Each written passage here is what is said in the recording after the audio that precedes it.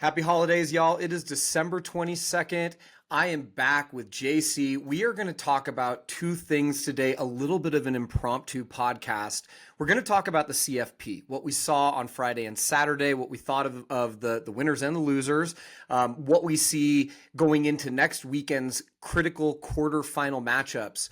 But first, we want to talk about Vince Zampella, who, news broke, unfortunately, that Vince died in a car accident yesterday in the San Gabriel Mountains driving a 2026 Ferrari. John, as you and I have been talking about offline, as everybody on LinkedIn is talking about, many articles being written across the industry, when we say somebody is an icon of an industry, we can oftentimes throw that term around a little loosely. But this is the man who made Call of Duty what it is, who created Titanfall and then turned Titanfall into Apex Legends. How do we properly characterize Vince Zampella's impact on this industry? Yeah, I was talking with a buddy about this today. If you look at the last 20 to 25 years, Vince is in a class of his own when it comes to the influence and the impact he has had on games. Miyazaki from FromSoft is the only person that I could potentially put in that same category because Miyazaki created a genre. He created the Soulsborne genre, which has been copied and imitated many times since the advent of Demon Souls and Dark Souls.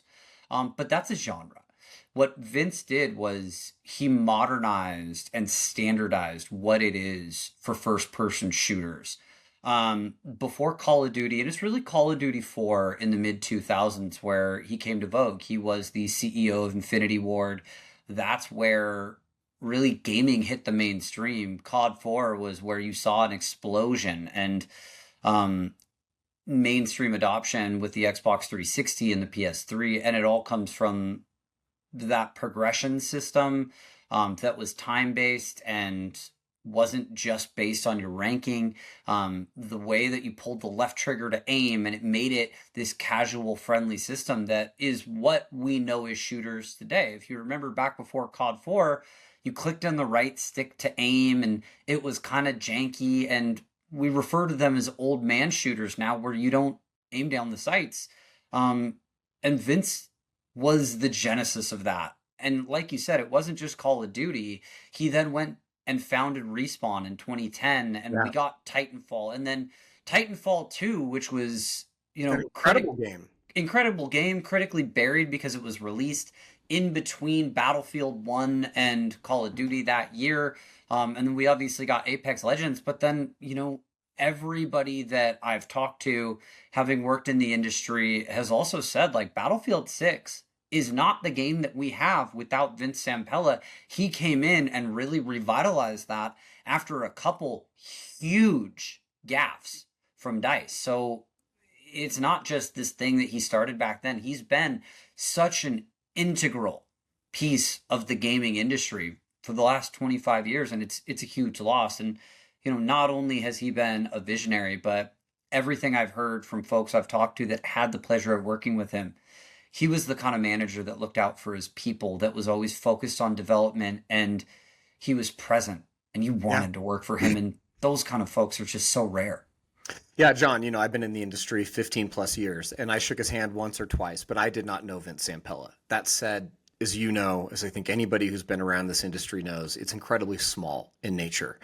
And everything that I heard about Vince Zampella was everything you said on the creative side. There's no denying the tremendous impact that he had on what games are today, but in the way that he interacted with people, in the way that, he had personal connections with people, and that really rallied his teams. And you know how that is. Like, that is such a gelling force, when you think about a game like FIFA or, EAFC, and you have that chemistry in your team. It's one thing to have talented people. It's another thing to build real chemistry.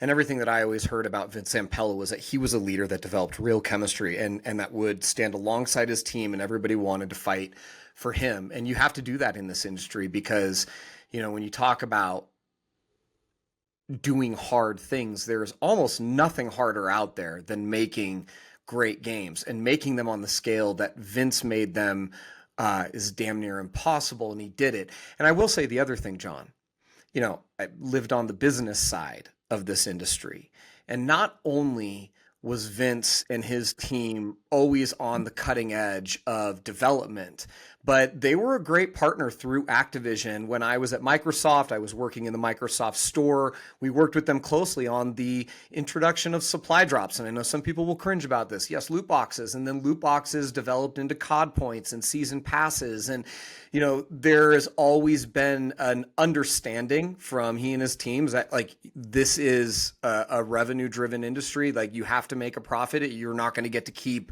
bringing your visions to life if you don't deliver commercially. And I would always think of them as a leader. They were willing to experiment with new things. They were willing to get away from things that didn't work. And I think, for the most part, people that have spent money with COD, not just buying the game over the years, but investing money in the game, have gotten really good value out of it. And that doesn't happen without the partnership of a studio head like Vince, who is working with his team to make sure the right things are implemented in the right way to kind of, balance that trade-off with players of money and value, and ultimately make sure that they're all going to have a great time and really want to come back and play again. And you look at the run that COD's been on. Yes, they have a battle on their hands now with Battlefield 6 and Arc Raiders and other games that are out there, but there is no denying. It's like the Kansas City Chiefs. They're not going to win the AFC West this year. But you cannot deny 9 straight division championships and all the Super Bowl appearances and all the Super Bowls. That's COD. Like COD is the Kansas City Chiefs. And also, they ain't dead yet, right? Like this is an off year. Is the dynasty over? I'm not willing to call it yet. Are you? But I think, getting back to Vince, his fingerprints are everywhere in this industry. And I think the thing that makes me most sad is he was 55. And that means that we had so much more Vince Zampella magic to come, assuming that something tragic like this didn't happen. 100%. He died at such a young age. And it's just that reminder of just give your loved ones another hug tonight, because you just don't know when you could hit something the wrong way and then that's it. Well, John, can I tell you a personal lesson for me too? You know that I've always loved fast cars. I've always loved windy roads, and I have a BMW M2. I've driven that thing above, normal pace is what I will say on a public podcast. What happened with Vince is, driving a Ferrari, 2026 Ferrari is not the same thing as driving a 2024 BMW M2, but they're both very powerful machines. And when you're driving at a high rate of speed, all it takes is one mistake. And this has really given me pause on, I've had a lot of fun in that car. I've had a lot of fun in cars in life. But if there's one way to go that's worse than drowning, it's that. It's being trapped. It's a mistake that turns into an incredible life, an incredible person, an incredible human, just cut short. And it's really giving me pause and making me think, is that really what I need in my life? Is that a risk that I'm willing to take at this point? Because it's easy to forget how fleeting life is. And then we get these reminders and it can really hit home. This one Especially does. around the holidays. This one does. Yeah. Yeah. So huge prayers to everyone who knew Vince, his teams, his friends, and most importantly, his family, who have got to be really hurting right now. My heart goes out to them. All right, John, let's have a little bit of a change of pace. We're going to get into the college football playoff. We had 4 first-round games this weekend. One of them we both thought was a total toss-up, Alabama, Oklahoma. And boy, if it didn't turn out to be a microcosm of Oklahoma's season, we'll get into that in a second. And then we had on Saturday morning, Miami and Texas A&M, which we thought might be a bit of a shootout. That Mario Cristobal would fumble proverbially down the stretch. Not what we expected in any way, shape, or form. And then we had Ole Miss Tulane. That actually was pretty much exactly what we would have expected and what we called for. And then, of course, there was the Oregon game, which was a tale of two halves. And we'll get into that one last. And we'll talk a little bit about how do you feel about Oregon coming out of that game? I mean, it's hard to feel bad about a team that puts up 51 points in a playoff, but when you consider the opponent, I don't feel great about the 51, and I get real worried about the 34 that they allowed. So let's start with Alabama and Oklahoma. Friday evening, got everything going from Norman. The environment was raucous. This is why they need to play, in my opinion, all of the games that they can on home team turf. I think when we start going to these bowl games, like next week, Oregon's going to be playing Texas Tech at the Orange Bowl. Both of these teams' fan bases have to travel all the way across the country. And this is one of 3 trips that you're going to have to make if you want to follow your team to the national title. I don't see the point for it. I think the environments are better, actually, if they are played in home stadiums. And we saw that, but even in this case, the home team didn't win. Alabama pulls out a 34-24 win, even after going down 17-0. What did you see in that game? Oklahoma fell apart. They were up 17-0, and it all started with a pick six that just derailed the rest of the game. Caleb DeBoer's got his guys ready. They showed up. They were there to play. They were there to ball out. And I was really hopeful that Oklahoma could stay with them. But Alabama showed up. Alabama played hard. And ultimately, they're marching on. Now, their reward is a date with Indiana. And Indiana, without their defensive tackle, their superstar defensive tackle leading the nation in tackles for loss, right? Or is it just the team? I believe it is the nation in tackles for loss. And he was the only player on either team to play every snap his unit played in the Big Ten championship game. Cannot understate what an impact he has had on their season. Yes, absolutely. And it's going to be a tough one for Alabama, but hey, they got the win this last weekend. They kicked us off. Well, I mean, hey, last year we had 4 blowouts. And coming into this, we were hopeful that we would have 2 really close games, and we expected 2 blowouts, and that's about what we got. So, can't ask for much more than that. Yeah, no, I agree with you. We're talking about Stephen Daly, by the way. This is the Indiana defensive tackle who was just jumping up and slapping hands with some of the Indiana fans after the Big Ten championship game and ends up coming down with a lower leg injury. He's out for the rest of the season. And, truly, he was the best player on the Indiana defense. Even Aiden Fisher, who the superstar linebacker, I think would say Stephen Daly is the guy that made everything go up front because he ate up so many blocks and he was so disruptive in collapsing the pocket on passing down. So I think that's tough. Now, it's especially tough because Alabama wants to throw the ball. I think Indiana's going to be fine stopping the run. You looked at Oklahoma. They did stop the run well. That's what we expected, was that Oklahoma would stop the run and they wouldn't give up too many big plays. They did give up several big plays, and Alabama spread it out to every receiver not named Ryan Williams, which still boggles my mind. You get to the end of 2024, and you say, who are the 2 best receivers in the entire country? I don't care what year they are and whether they're eligible for the draft. And the 2 names that would have come up at the top of everybody's list were Jeremiah Smith of the Buckeyes and Ryan Williams of the Tide. And Ryan Williams has had a horrible year this year. He has seemed unmotivated at times, especially when he's been asked to block. He just kind of avoids the situation. So I think, Stephen Daly would have been a wrecker for them in that Indiana game. Obviously, Oklahoma and their pass rush wasn't able to get enough done. They definitely got to Ty Simpson, but credit to Ty Simpson. He stood tall in the pocket, climbed the pocket when he had to, and he made a bunch of tough throws. But I think the bigger thing was those Alabama wide receivers. You had Brooks, you had Horton, and I'm trying to remember who the other guy was. But those Alabama receivers made a bunch. Oh, Jeremy Bernard. Duh. Jeremy Bernard made a catch around an Oklahoma defender's arm that just showed, like, this guy is an NFL talent. Now, is Alabama going to be able to make those tight throws and get those big plays against Indiana? I'm not so sure. And we'll talk about that a little bit more when we talk about the Indiana game specifically, cover what the spread is and how we think that's going to turn out. The second game of the day was the most surprising to me. It was 3-3 in the fourth quarter at one point. Miami 3-3 almost all the way down the stretch until Miami scores a touchdown with their superstar wide receiver, freshman Malachi Toney. A&M gets it all the way down into the red zone, throw a pick in the end zone. Marcel Reed finishes the year 2 straight games with 0 touchdowns and 2 interceptions. The first one cost them a spot in the SEC championship. The second one ends their season. Quite the fall for Texas A&M. Yeah, and it was a really windy day. A lot of missed field goals in this game. That seemed to be just the nature of the game. A&M had a couple big plays in the first half, but they could not move the ball. Whereas Miami, I think they had a really strong punt return, but they were actually able to get, some chunk plays here and there. And I remember you saying at halftime, God, I just feel like I need to lean towards Miami here because they're actually looking like a competent football team where, again, it was just those couple big plays from A&M that got them their one field goal. And I think it was like 4 missed field goals in the first half. Like, it was bad.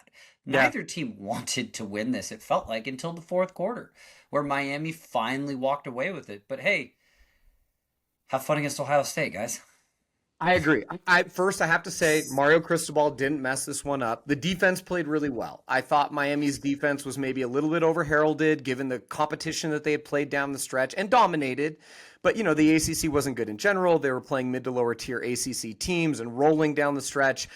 But, Le'Veon Moss came back for Texas A&M in this one. He was, one of the most highly touted running backs in the entire SEC. They held him to just 15 yards on 7 carries, and then he got injured again. Texas A&M on offense, to your point, had a couple of decent pass plays. Mario Craver was the only guy on the Aggies offensive unit that seemed to get separation and move the sticks a bit. But man, 3 points, 13 total points in this game. What a shocker. I don't think anybody would have expected this to be low scoring in general, but to be a 10-3 game. Okay, now, as you said, we'll talk about it in a moment. Miami's got to go play Ohio State, and I do not think they are ready for Ohio State. And I don't think Mario Cristobal is ready for Ryan Day, who knows how to win titles now, right? The guy has been through this fire multiple times. Third game of the day. No Lane Kiffin, but a bunch of the Ole Miss coaches were back with the Rebels, and they absolutely torched Tulane. It was exactly what we expected to see. Tulane got down early. It was 17-3 at halftime. It was 27-3 after the third quarter. This was just a complete mismatch, and the Ole Miss Rebels ran away with it in pretty much every regard. They outgained Tulane. They won the turnover battle 3-1. They won the first down battle 29-20. They didn't control time of possession, but that's because they just had so much ease moving the ball and getting into the end zone. So 41-10, easily covering the 17.5 point spread, which was actually down to 16.5 before the game. So, there was some retail better enthusiasm for Tulane that was obviously misplaced. Yeah, I mean, it's exactly what we expected. It reminded me a lot of some of those old BCS bowl games where you have a Big East champion or somebody who probably shouldn't be in there playing like in Oklahoma and it's just 42-14 or those types of games where, it's haves and the have-nots. And this is why we need to reevaluate our playoff structure a little bit. I agree with that. And, Ole Miss has now got to go play Georgia again. They lost to Georgia in a game that I think they thought they should win. It was a 43-35 game. So, I don't think this one's going to be a low-scoring game, but I don't think it will necessarily be that high-scoring. I think in the playoffs, everybody tightens up a little bit. This will be interesting. If ever there's going to be a spot where Lane Kiffin's play-calling prowess is going to be missed, it's going to be against Georgia's defense. And we'll get to that in just 1 second. But finally, John, let's talk about this Oregon Ducks game. If you were to give the Ducks a grade A to F, and you're grading the whole game, not just the first half, what do you give them? B-. Okay. I give them a B-. And the frustrating part is we talked about this. We talked about what would the game flow have to be for them to not cover the 21 points. And hey, I was spot on. The problem was it wasn't because they pulled all of the starters. Dante Moore played into the fourth quarter, and the first starter you're going to pull is your quarterback. They just stopped playing and allowed James Madison to go score the ball in the fourth quarter. It was really frustrating to watch. They were not dialed in despite their starters playing for all 60 minutes. And, yeah, you let off the gas a little bit. Yeah, you scored 51 and your offense wasn't throwing the ball around at the very, very end. They probably could have scored more, but I expect more than that. A B- is, yeah, I guess it's passing. And I guess, it's better than average, but I don't know, if you or I ever brought a B- home, we would have had our hides chapped. Absolutely. And my bigger concern was Dante Moore down the stretch. That interception that he threw down by the goal line when they were up 48-13. got run all the way back to the other side of the field. JMU ends up scoring a touchdown 4 plays later, makes it 48-20. Oregon then goes 3 and out and punts. Then JMU gets the ball back and goes 9 plays, 89 yards. And, if that wasn't bad enough, Oregon then gives the ball back, goes 10 plays, 17 yards. Let that rack your brain because of all the penalties. And then JMU says, you know what, we can do one better. They go another 9-play drive for 99 yards in 3:17 to make it 51-34. They pip the spread, which, look, Dan Lanning's not an idiot. He knows that when they're the team that doesn't cover the spread, that looks bad, right? It makes them look vulnerable. And they did look vulnerable. They gave up over 110 yards rushing to JMU's running back, Wayne Knight, over 5.3 yards per carry to JMU as a team. Alonzo Barnett, their very overmatched quarterback who couldn't do much in the first half, ends up throwing for 273 yards and 2 touchdowns. It's just not acceptable. And with Oregon going to play Texas Tech, you don't think Texas Tech looked at that and said, boys, if we play 4 full quarters of football, they're not going to be able to hang with us. And then you don't think they go back and look at the Penn State game and go, guys, this is who they are. They play 3 really good quarters of football or up to that, and then they let off the gas. You can't let off the gas against Texas Tech. You can't let off the gas against anybody in the playoff. And I thought Oregon would have realized that. And Dan Lanning did, because after the game, he came out in the post-game presser and he said, we did not play to our standard in the second half of that football game. Duh. Everybody saw that. But at least he said the thing out loud. Now, why did the players not get that? Who is it? Is it Bryce Betcher? I mean, it should be Dante Moore as the $4 million man at quarterback that's saying, guys, get your shit together. This isn't duck football. But then again, he was the one that threw that lazy pick that started the whole comeback to begin with. So it's like, and I don't know, maybe he just needs to get all his receivers back. But I wanted to see more out of Oregon in this game. I wanted to see a few snaps from Evan Stewart. I wanted to see, more DeCorian Moore. I wanted to see Gary Bryant. I wanted to see everybody get a little bit of a warm-up, but I wanted to see it taken seriously from the first snap to the last snap. That didn't happen, and that worries me going to play Texas Tech all the way across the country, where I do not think there are going to be very many Duck fans in attendance. I just don't. No, I tend to agree. Now, the nice part is Texas Tech does not have the strongest of following when you look at the Texas schools, but they're going to be a lot closer. Do you remember what it was like when Oregon first started winning? We were outnumbered, but Duck fans would spend any amount to get to where they, like, if you think about these two fan bases, we're not Ohio State, but I promise you there are a lot of fans that are like, I've been to a lot of Duck games on the road. I don't know, quarterfinals, let's see if they make it to the semis. Maybe let's see if they make it to the national championship. Whereas Texas Tech fans are like, how much is the ticket? Never mind. Just give it to me. I think that is the mitigating factor here is for us, when Oregon started winning, it was one game to the BCS Bowl game. We didn't even have a Pac-10 title game back then. Yeah. Because it was just you win your conference and you're in. So it was easy. And the Pac-12 championship game was either on a home team state turf for several years, or it was in Las Vegas. And so if you're on the West Coast playing in the Pac-12, easy to get in Vegas. Yeah, and then on top of that, you think about the big game in the regular season. It was always the first week, so you could spread that travel and that expenditure over 4 months. Now, are you really going to go drop this kind of cash to go to a quarterfinal and then a semifinal and then a final in their time? Because you're going to Miami. Yeah.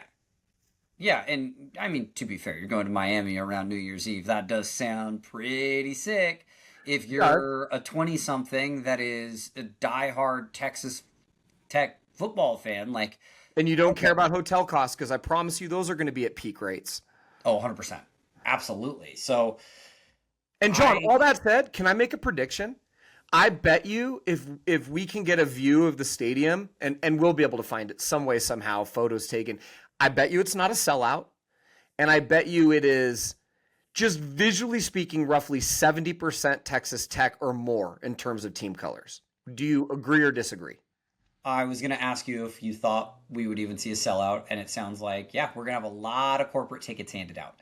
And then I was thinking the best the absolute best the Ducks could do was 40% of the fan base, and that is like stretching it. Yeah. Because again, I think you also have a lot of Duck fans that are looking at this like, Texas Tech, they played in the Big 12, we can get past them. I'll go to that Underrating rematch Texas against Tech. Indiana. Mm-hmm.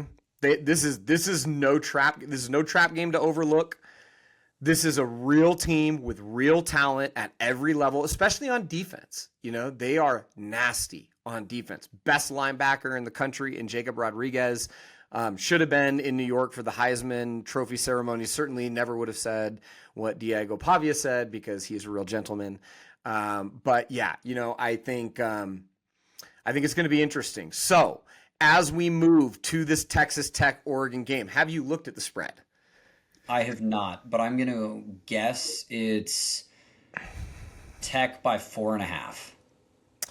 That is a very good guess.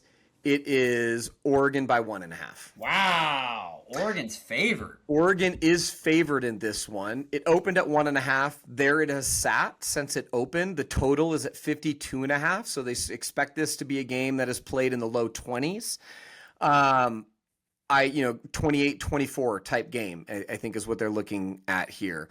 And I don't know that Vegas is wrong. I think it's going to be two decent defenses. If Oregon holds up and they played solid defense all game, Texas Tech is not going to run the ball that well. They're going to rely on their passing offense with Baron Morton. The one game Texas Tech lost this year was with Baron Morton out injured. So, you know, he is very important to how that entire offensive machine runs. But yeah, I don't know. I think Oregon minus 1.5 is maybe a misplaced spread. It doesn't surprise me it's in that pick'em zone, but it does surprise me it's not at least Texas A&M 1.5, if not 2.5 after the way Texas Oregon Tech, played. not A&M. Texas Tech, correct. Thank you. I really hope Dan Lanning is showing the tape of the fourth quarter against Penn State, but also the tape of the fourth quarter against Indiana, because I believe that was a tie game 2020 going into the fourth, or it was somewhere close. And then Oregon just fell apart in that last frame, and Indiana stretched it out and never relinquished that lead again. So they have to show up ready to play. They have to take Tech seriously, and they have to play all four quarters. Yep. Who do you have in this game? I have Texas Tech. I don't feel great about Oregon. This feels like the kind of game that, I hate to say, it feels like Ohio State all over again, where they're just not going to show up. And they're going to be surprised by the Texas Tech team that shows up and lays down the hammer defensively. I really worry about it. Yeah. I have been thinking about, and I hate even saying this as a Duck fan, but if I'm just putting on my smart better hat, going and looking at the spread at minus 2.5 Texas Tech, or even minus 3.5 Texas Tech, where you're going to get them at that plus 180 to plus 220 range. Look, if this game was the nightcap and Oregon was able to get ready all day and play at a normal time, I would feel a little bit better about the Ducks. This game kicks off at 11 a.m. if you're Texas Tech, because they're on the Central Time Zone. This game kicks off at 9 a.m. if your body clock is Eugene, Oregon. That is not good for the Ducks, flying all the way across the country and then having to get up for this one at 9 a.m. I think that's going to be a challenge. I think we've seen it. The counterpoint there, though, Oregon's on winter break. They're not going to have those players going to that first week of class. They're going to be there a week in advance to adjust. There's a 2-week gap, 10-day gap between now and that game on the 31st or the 1st. Like, First, yeah. It shouldn't be like a Big Ten game where it's like you're flying out 2 days before, and yeah, it's your body clock is early in the morning. Like, I would hope that it's a level playing field as much as can be possible, right? Yeah. John, I got to admit, I forgot that these games are not being played this weekend and that there's a break. Yes. I don't like. Let's keep playing football. Man. That's a great point. I still worry about it. I still worry about an early morning game, but you're right. Those are mitigating factors that matter and should help the Ducks. And hopefully at that point, it doesn't matter. They're not going to be staying out late on New Year's Eve. They're going to be ready to go on the 1st at that point. You're right. That's fair. All right, and we'll come back and make full and final picks once we know who's going to be playing in these games. Now that it's not this weekend, I'm going to go ahead and like let you off the hook with even that first game, and we'll come back to it. But let's still preview a little bit. We talked about Alabama, Indiana. We talked about no Stephen Daly. On the offensive side of the ball, I think the Indiana offense is the best offense that Alabama will have seen all year. And I fully recognize that I am talking about an Alabama team that has played Florida State, Georgia, Diego Pavia and Vanderbilt, Ahmad Hardy and Missouri, Tennessee, which I can't think of anybody on Tennessee, but they do have a pretty good offense. And then South Carolina. Who's the kid in South Carolina? I always forget his name. They have that superstar quarterback who was an early Heisman candidate, Lenora Sellers. He was a freshman last year, a sophomore this year, but a very explosive player. I think among all of these teams and Georgia, the best offense by far, by a country mile, an Indiana country mile even, are the Indiana Hoosiers. Strong run game, strong passing game. Fernando Mendoza just won the Heisman, and he earned it. He absolutely earned it doing it for Indiana. Alabama's going to have their hands full, man. I completely agree. And I think, we're going to be coming out of that game. I think going into that game, the nation is going to feel like Alabama has the best receiving core in the country. I think coming out of that game, everybody is going to know who Omar Cooper Jr. is, their number one wide receiver, that big play guy. They're going to know who Elijah Surratt is, who, I think about these guys, and the duo that comes to mind for me is Chad Ochocinco Johnson and TJ Houshmandzadeh in Cincinnati. And at the Oregon State Beavers. These two guys played together there as well. And they're unstoppable outside. And Elijah Surratt plays all over the place. He'll slide into the slot. He's going to do a lot of dangerous things, and I think they're going to make life really hard for Alabama. Do you know what the spread is on that game? Indiana -1.5 is what my gut's saying. So you were nailing them with the NFL, but you are not nailing me. It is Indiana -6.5. That's a lot of points. It is a lot of points, but I actually think they're going to swamp Alabama. I think, you've seen Alabama lose 3 times this year. They didn't look competitive against Georgia, even without Daly. I don't think Georgia has a better defense than Indiana. Indiana and Ohio State, to me, from all the football I watched this year, have the 2 best defenses. Stephen Daly is a big part of that Indiana defense, but 6.5, I kind of like Indiana 6.5. Like if you said you've got to bet $5,000 and you've got to pick right now, I would put it behind Indiana. The college game also is much more volatile. It's a much more high-scoring game, so I get that. There's also the parity discrepancy, and I like Indiana to win this game. The thing that I can't help but fixate on is if somehow the Ducks get past Texas Tech, there's a narrative for both of these teams, right? It's a rematch against Indiana, or on the other side, Caleb DeBoer had Dan Lanning's number while he was at UW, and it's, potentially a chance for Lanning to right that wrong and finally get past him, or for Caleb to keep that streak going. You're absolutely right. Absolutely. Kalen DeBoer. Kalen DeBoer, yeah. With and then in our final game, we have an SEC rematch. We have Ole Miss going up against Georgia in Atlanta. And so of all the teams, Georgia actually does get a home game in the quarterfinal because they're playing in Atlanta, which is going to be 90% Bulldog fans. I know Ole Miss is going to try and get as many people in that building as possible, but I don't think anybody will shell out more than Georgia fans right in their own backyard as they're making this march to a potential national championship. This is Georgia -6.5. This one to me feels like too many points. But I can also see a situation where Georgia just reminds everybody why Lane Kiffin chose LSU over Ole Miss. It's just not on the same level. They're, when even with Lane Kiffin, if a recruit is deciding between Florida, Georgia, LSU, and Ole Miss is going to lose almost every time. And I think we're going to see that talent disparity. I think we're going to see Lane not being there and a bunch of assistant coaches. Huge coaching disparity, yes. And it's the defensive coordinator that stepped up. It sounded like a lot of the defensive players were like, Lane can leave. That's just fine. I hate to remind everybody, but the Ole Miss defense isn't very good. They haven't been very good in the SEC. So promoting that defensive coordinator is, it's not like it's, the 85 Bears. So I unfortunately lean because I want to see, I feel bad for those kids in the Ole Miss locker room. So I will say that unless and until they're playing against Oregon, I'm hopeful to see Ole Miss keep winning, even knowing that every time they win, LSU pays another bonus to Lane Kiffin for Ole Miss winning, which is a little crazy to me. But I'm still rooting for Ole Miss. I just think Georgia's going to swamp them. I also think that, and I apparently, as I'm informed by my kids, I have to root for Georgia. Georgia's mascot is You a have a bulldog, bulldog. and they always ask me, when does Georgie's team play? Um, Legitimately, Nolan was asking me, is Georgia playing in the playoff? I was like, yeah. He's like, well, who are they playing? We're going to root for them, right? And I'm like, I guess. We also went to the Gonzaga-Oregon game, and he was very much on Gonzaga's side. So Really? yes. Oh, Really? yes. It was What very about clear. Clara? She was on my side with the Ducks. Okay. And she was very loud and booing every single Gonzaga shot. And they both got into the game. I loved it. Nolan did the spirit fingers.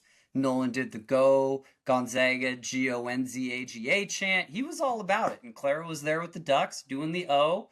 That was a tough one for the Ducks. They held in there really towards like the last They 7 minutes. And then, the talent disparity as we're talking about, Oregon's balding center just couldn't keep him in it.